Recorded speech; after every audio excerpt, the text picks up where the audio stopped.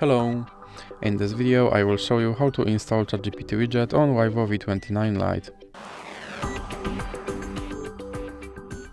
So you have to start by opening your Google Play Store, then click on the search bar and type in Wally AI and click search, and now click install.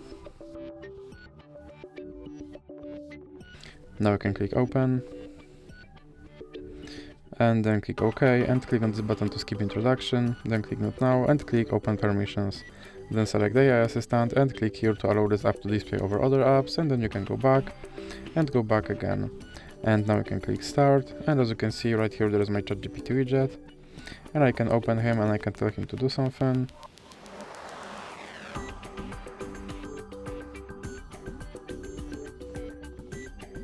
And as you can see, he responded. And if you want to remove him from your screen, simply drag him into the X icon in the middle.